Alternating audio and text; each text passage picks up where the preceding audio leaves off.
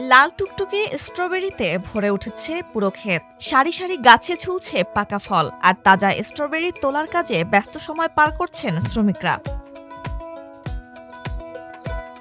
Mulching পদ্ধতিতে এমন strawberry চাষ করে সফল আমির হোসেন ও খাদিজা আক্তার দম্পতি ৫ বছর ধরে বিভিন্ন উন্নত জাতের স্ট্রবেরি চাষ করে ভালো ফলন ও দাম পাচ্ছেন তারা।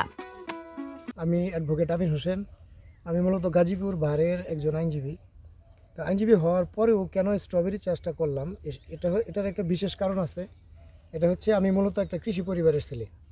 তো আমি আইনজীবী হওয়ার পূর্বে এই কৃষিকাজের সাথে জড়িত ছিলাম।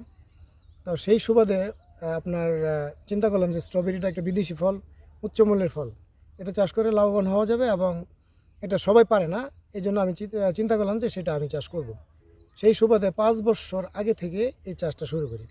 প্রথমে আমি ৫০০ চারা কিনে নিয়ে আসছিলাম জয়দেবপুর থেকে।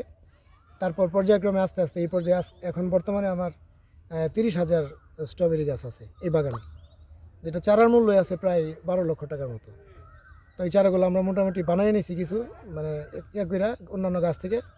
তো এখন এই ৩০,০০০ গাছ থেকে যদি ওয়েদার ভালো থাকে বা অনুকূলে থাকে, তাহলে মোটামুটি প্রায় ৩০ লাখ টাকার মতো বেনিফিট লাভ করতে পারবো।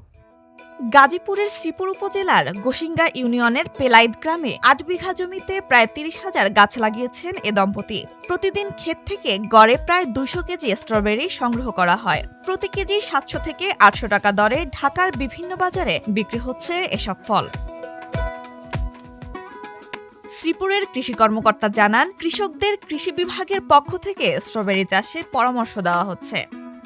এবছর শ্রীপুর উপজেলাতে ৪ হেক্টর জমিতে স্ট্রবেরির চাষ হয়েছে। উইন্টার ডন সেনসেশন এই ভ্যারাইটি দুটির চাষ করা হয়েছে। এই ভ্যারাইটি দুটি বাংলাদেশের চাষের জন্য অত্যন্ত উপযোগী। আবহাওয়ার সাথে উপযোগী হওয়ার কারণে এবছর স্ট্রবেরি আবাদ করে ভালো ফলন পেয়েছে। উচ্চমূল্যের ফসল এই স্ট্রবেরি এবং অত্যন্ত সুমিষ্ট হওয়ায় এর বাজার মূল্য অনেক বেশি। রানার পদ্ধতিতে নিজেরাই চারা উৎপাদন করছেন তারা, সেই চারা বিক্রি করেও করছেন বাড়তি আয়। স্ট্রবেরি চাষে তাদের সাফল্য দেখে এলাকার অনেক কৃষকই এখন এই ফল চাষে আগ্রহী হচ্ছেন।